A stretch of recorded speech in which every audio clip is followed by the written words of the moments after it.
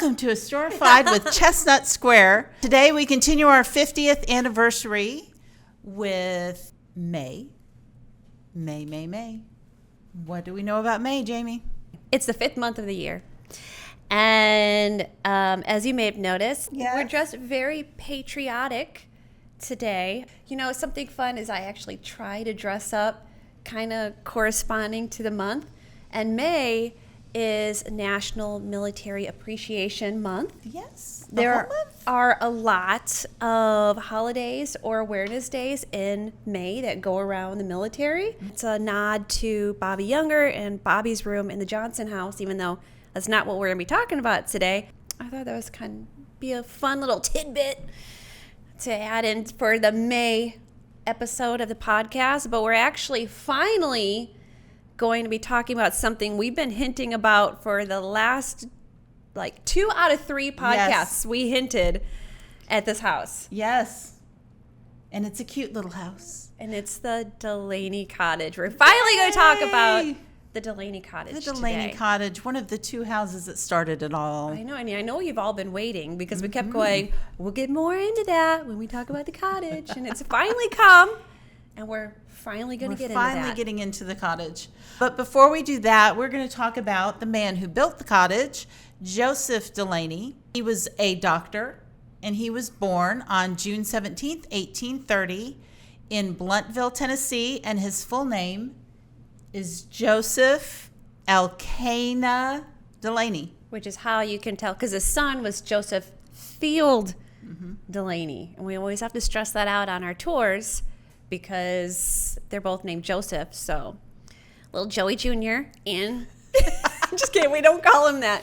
It's Joseph Field Dulaney is the son, and Joseph Elkanah, which you just helped me know how to pronounce before we started rolling. Yes. Dulaney was... That's a mouthful. Senior. Yes. The senior Joseph. And he was the doctor. So I was researching a little bit about him, and I found his name in a roll of the Emory and Henry College. He was a sophomore in 1850. So he went to that college. I have cottage. He went to the cottage later. Went to the college first. And then, Jamie, what did he do in his lifetime historically? He was a doctor. But one of the important roles that he played in his physician career was he actually was a Civil War surgeon for the Confederate Army during the Civil War. He was mentioned a lot in the newspaper articles about the Civil War that I discovered. I didn't know this, but he was actually pardoned by the president in 1865 for being a Confederate. So he was a pardoned Confederate soldier. Yeah, I think they all had to be pardoned, right? Once that it was over, I think they all had to be pardoned by the Union as they went forward. And you know, Civil War surgeons, it was horrible to be a surgeon. You were actually on the field. So you were in the fight, off to the side, but still right there with your tents, and you're literally getting these soldiers coming in with injuries, and you had to perform surgeries like right there. There was like no waiting to save some of these men's lives. You know, they had to do everything possible amongst all the firing. Right. I can't even imagine that. That's just crazy. And they didn't have anesthesia, and so they were cutting off limbs and doing all that stuff. You can see all like those old movies, and it's really how it was. And imagine being the person that had to do that. Be like, hold him down. Yeah. Ugh. No. Okay. I hope you're not eating. I hope nobody's eating while they watch this. Eating warning. Sorry about those visuals, but it's something to think about. Like it was, you know, it's really easy for us to talk about and say anything concerning the war or something unpleasant now because we're not dealing with it. But I can't imagine what he had to deal with during that span of his career. Right. And then he came to Texas. He left Tennessee and he came to Texas to visit a sister, I believe. Yes. And he fell in love. That's right. With Lucy Ann Field, who was a Collin County, McKinney resident. And they got married. So when did they get married? November 25th, 1869. Okay.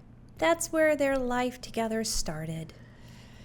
And then sometime around 1870, he built the cottage for her. And then tragedy struck their lives. His father passed away. So they went, where did they go, Jamie? Went back to Tennessee. Back to Tennessee. So his dad was also a physician. Wasn't his grandfather too? His grandfather, his brother. So they were a very well-known physician family back in Tennessee. And when he built the cottage, what's fascinating is it was only 3 rooms. Yes. To begin with. So it was a very small, modest home. When you compare it to like the Dulaney house that we had talked about already, we talk about the Dulaney house, which is the house that we're in. But in comparison, the cottage was very quaint. It was very small, very modest. And even though he was a doctor, they weren't here very long before he had to go back to Tennessee. Right. And I think, if I remember correctly, and Annie, correct me if I am wrong, he wasn't practicing very long here in McKinney, his medicine, before he was called away for his dad. No, I think he had just set up his medical practice here. And then about 1875, they had to go back up to Bluntville. And then I think they settled in Bristol, which wasn't very far away from Bluntville. And he and his brother William started a practice there with another man. And when they went up, Lucy and Dr. Dulaney had one child. Yes. Corinne, a daughter.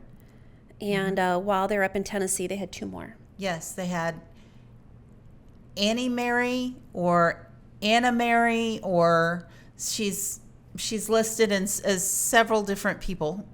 So, and then they had Joseph Field Dulaney. Joey Jr. Joey Jr. Just kidding. We'll just we call really him don't Joey call him Jr. that. No disrespect. But sadly, also, Dr. Dulaney, when he was up there, in about 1876, he was stricken with a really bad case of pneumonia that just kept coming back and coming back and coming back. And several times in the newspaper, he was on his deathbed. But he did he passed away on September 8th, 1877. And this was after his father had passed away. Yes. Yes. So he went up to help his father with his father's illness. His father passed away. And then Dr. Dulaney became ill, correct? Yes. Mm-hmm. Okay. So, and I discovered some other things about him. He was actually a Mason, and he was very, very well loved and revered within that community, and also in Bristol and Bluntville. He was very loved. So hundreds of people showed up for his funeral. That's amazing. Yeah. If you read like those old obituaries, they're really detailed on like who showed up and who, how it happened, or just how the day went, or the service went. Yeah. And I think it's really fascinating to see how it was back then. It just kind of gives you a glimpse. Yep.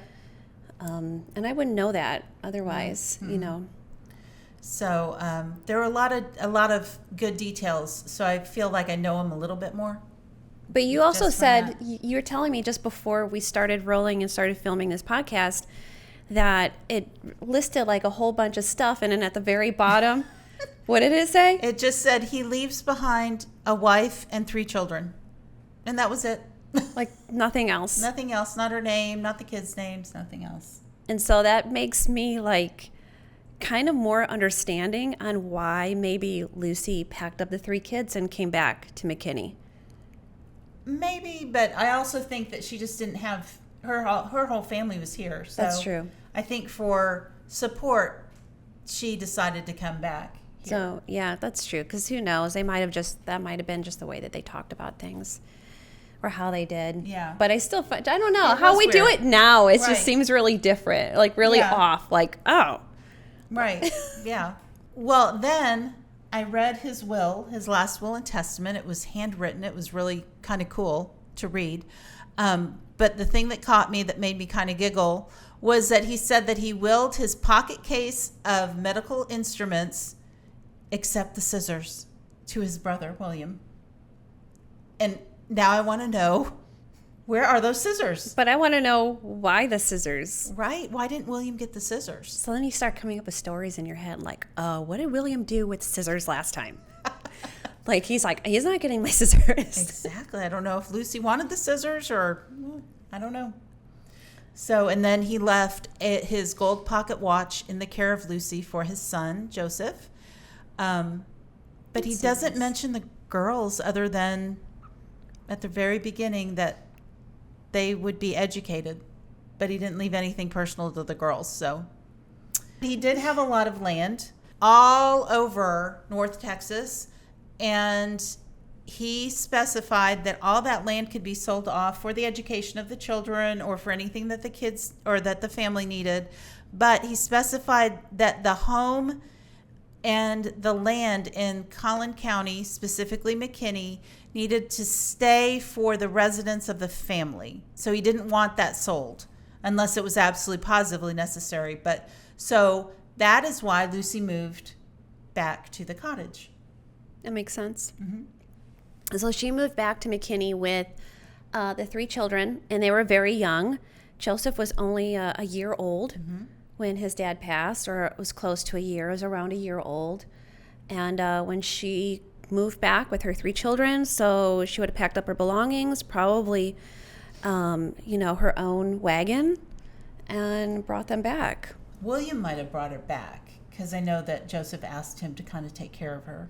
Oh, really? So he might have brought her. I don't know. There's no record. There's no paper trail. I just know that we know she came back, and it was always specified that she came back on her own. It was just her and her 3 children. And we talked about her a little bit in the March podcast, so you can go and watch that one If too. you haven't yet.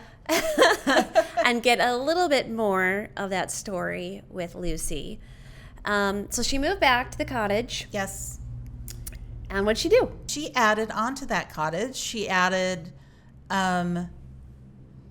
did she add the parlor? She added the parlor. And then she added upstairs. She added bedrooms upstairs for the kids. Did she add that front room, or was that front room there? So that's something that you and I have been discussing, and we've been trying to figure out. So there are some maps, they're the Sanborn maps, that you can look up online, and they show some of the original footprints of houses on certain streets. And what it looks like to me personally was that the original house was what is now the dining room. Okay. It would have been like the center part of the house, the master bedroom, and the back kitchen. Okay. And that's what it looks like to me. And the original door is still on the dining room. Right, as you go in So there. she added on, from my understanding, the front entranceway, which is the hallway and the stairs. Right. The parlor, which has very high ceilings, and it's got the highest ceilings in the house. Okay, yeah. The front little area that we have we the doctor's currently have is a office? doctor's Okay. office, and then the upstairs bedrooms. Okay. Okay. So, and they might have added that front office area. It could have been just an additional sitting room area for Lucy, but it gave the kids more room upstairs for the girls to have their own room and Joseph to have his own room. Yes. And so it was just kind of more of like that footprint or that base for the 2 rooms upstairs. Okay. And that's my understanding. And it's something, again, that while we're looking through all these pieces of history, there's so many pieces that are missing that Right. we have to go by speculation. We have to go by what we see. And so just from what I've seen with the Sanborn maps and the footprint of the house, that's what I think was added on. Okay. Which also makes sense. Sounds good. Because in the master bedroom, there's also a closet that was added. That closet wouldn't have been there Right. when it was first built because they would have been taxed as an extra room because they had a door. Right. And closets were not very common. So when she came back, I don't know when the laws changed, and they built that front little doctor's office room. That's when that closet was probably added, because otherwise it would have stuck out weird. I wonder if she built that and that was kind of a nursery for Joseph at the beginning, That's actually a really good idea. or a nursery for the kids. Right. And then she, as they kind of grew, she built the stairway up. Okay. I don't know. I know that Dr. Dulaney did not practice medicine in his house. He Right. had an office, or was with his practice. He had a partner, I believe, and it was downtown McKinney. Okay. But we have the cottage, so if you come and visit, we have the cottage set up in that one small room that we were just discussing as a doctor's office. Because in the 1800s, that's a lot of doctors did practice out of their home. Right. And there weren't I know we got hospitals eventually. I'd have to research. I'm very curious. If you know when the first hospital was built in McKinney, make sure to put it in the comments. And I guarantee once we stop recording, we're going to go look it up ourselves. Yes. But some areas did not have hospitals. And so if they needed an overnight, or they needed the doctor to be there by their bedside, you literally stayed at the doctor's house. So they would have a room that would be adjacent to the doctor's bedroom, to where he can check on you 24/7. And so we have it set up right now as a doctor's office of a home practice, which was very common at that time. And the cottage was actually purchased along with the Dulaney house by the Guild. It was one of the two structures that was purchased in 1974. And when they purchased it, it was a mess because no one had been living in it for a long time. And so that was one of the projects that the Guild earned money, and they really did a beautiful job on it. We are trying to kind of refurbish it again to kind of bring it up to the standard that the Guild brought it back to. And the pictures are just amazing to look at of what they started with. Right. Yeah. Because, so one of the things, or one of the questions I get a lot on tours is, when the family moved from the cottage to the house, did anybody live in the cottage? And we don't really honestly know. It's again something that we don't have records of if they rented it out. Now, it's very common, back then to rent your homes out, and it made sense to rent the house out. But if they did, we have no record of when that happened and who that was.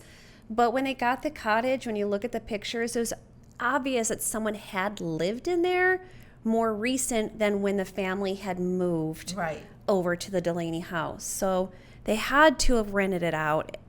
Who, again, and for how long, we probably will never know. But it was obvious it was lived in for quite some time. But it was in horrible condition. And it was probably vacant for quite some time. Longer than the house was when the Guild acquired it. Would you say so? Probably. Just from the pictures, yes, that's what I would guess. Okay. So again, if you have any history on the Dulaneys or the Dulaney Cottage, please reach out to us on our Facebook page, through Instagram, any way that you can connect with us. Please let us know. We would love to talk to you or just read about it. Make sure, just comment below, and any questions that you might have for us too. We'd be happy to answer and even maybe bring up in future podcasts. The cottage is something that's very dear to our hearts here. All the buildings are. The cottage is one of those buildings that just always needs a little extra love because of the way it was built. Because when Lucy added on to the house, she literally used anything that she could use, including packing crates. Yes. And right now we are dealing with structure issues on the cottage. And so we are looking at ways that we can help preserve this cottage longer for future generations to come and enjoy. As the cottage gets the love that it needs and acquires, we will be refreshing up the inside. We have got so many plans and ideas. And so I'm really excited about it. I can't wait to start. I know. I'm just so glad that we're really working on getting it the love that it needs. And so here at the cottage, we are a nonprofit historic village and museum, and we could always use just support from our community, donations, especially as we go forward and we continue to preserve these homes. And we have so many ideas also for future programs. So be sure to follow along, not just here on our podcast, but follow along on other social media platforms such as Facebook and Instagram. We post very much on those two platforms, especially with upcoming programs. We've got kid programs coming up. We got adult programs in the works.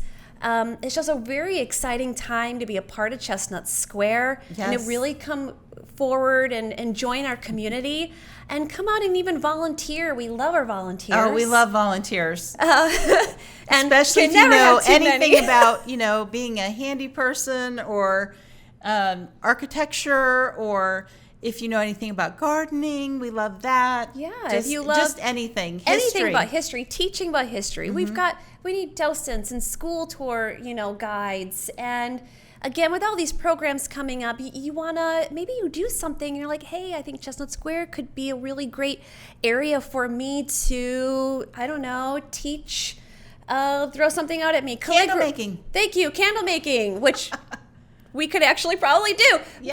But, reach out to us, and we would love to have you come on board and be part of the community and see what we can do and just help us grow these next 50 years. You get to go behind the scenes and you get to see some things that other people don't get to see, like all of our costumes and all of our clothing and just some of the really cool artifacts and the cool things that Chestnut Square has done over the years. It's really overwhelming when you think about all of the things that we've had and all of the generosity of people donating things. So please, if you want something to do, please reach out to us, and our volunteer coordinator will reach back out to you, or we will reach back out to you, anything. But especially if you have stories of McKinney, of the Dulaney family, of the Dulaney house, any of our homes, we would love to hear them. Yes. And please share our podcast, share our posts with your friends and family, anybody who loves history, and so they can join in the fun as well. Yes. So, favorite things. Do you want to go first, or do you want me to go first? I'm going first because Okay, you get all first. the good ones. Oh, please. All right. I've got a couple favorite things of the cottage, but and I was thinking, did I want to lean towards an item, or did I want to lean towards something else? And I'm actually going to lean towards something else. And I know you want hints, but I'm not going to give you a hint. I'm just going to tell you what it is. Okay. Because I don't know how to hint it. I absolutely love the two upstairs bedrooms. Oh, yes. The Dulaney Cottage. So those are the two kids' rooms that Lucy added on, and the girls have their own room. So you go up the stairs and you go into the girls' room, and I don't know, it just, when I envision like a kid's room, like the ideal kid's room as a kid, this is what I would see. And I it's such a quaint, cute little room. Yes. As a little girl, I would love to have this room. But then you got to walk through the girls' rooms to get to Joseph's room, which I know is a little like awkward, but I bet you they were very close, like very close siblings.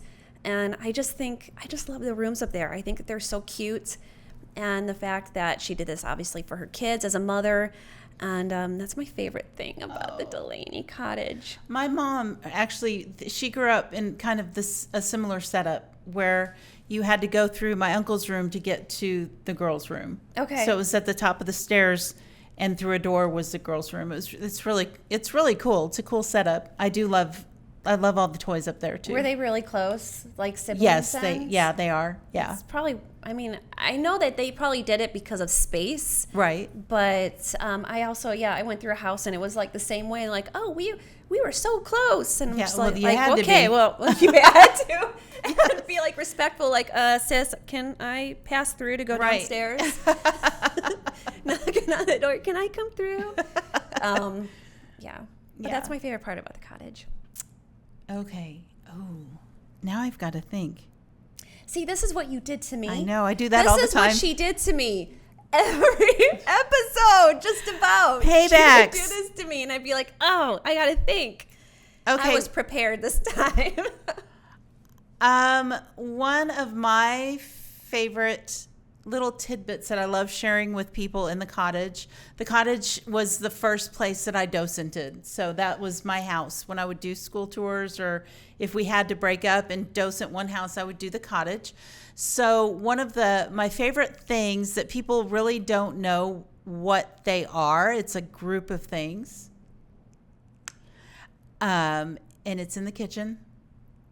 Or they're in the kitchen. Okay, I think I know what it is, because if I didn't pick the 2 bedrooms, this is what I was going to pick. Okay.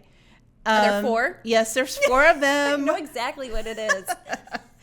It's the little discs that are under the prep table where the flour and the sugar were kept. And there's 4 little discs, and they would fill them up with either water or kerosene, so that bugs that were trying to go up the legs to get into the flour or the sugar would actually die. So it was like a little leg moat. Yes. So you had to cross, then they couldn't cross the liquid. Right. So they would drown yeah. And remember, I said before we recorded, I said, I wanted to go over to the cottage and grab something. Right. I was going to grab one of those. Oh, well, definitely when you come on a tour, you need to definitely look in the kitchen and see if you can find those, because it's really fascinating what they would do. The school kids love that. Mm-hmm. They love to see like the little moat boats or whatever you want to call them. And of course, there's nothing in them right now. But yeah, it would keep the ants. They could not access the table. Like nothing could. If you couldn't get over water, you couldn't get up the legs of the table to where the food prep was. Mm-hmm. And I think I think that's really, really ingenious. Neat. Yeah. But now you brought up something before we go. Annie, what is a docent? Ooh, a docent. It's a fancy name for a tour guide. I'd much rather be called a docent. So what a docent does is they take you through the houses, and they kind of just walk you through, and they know just a little bit about each house, so that you can to imagine what it would be like to live in the time period of the house. Yeah, that's right. That's a question I get too when someone's like, you're a docent, or you're a docent? What's a docent? Mm-hmm. And so, yeah, museums use that term. Yes. Especially. Yes. So museums like Chestnut Square. Yeah. So come by and see us. And as always, we really appreciate you joining us for this podcast on the month of May. Here at Historified with Chestnut Square. Again, hit subscribe, share with your friends and family, and we will see you here in June. June. Bye.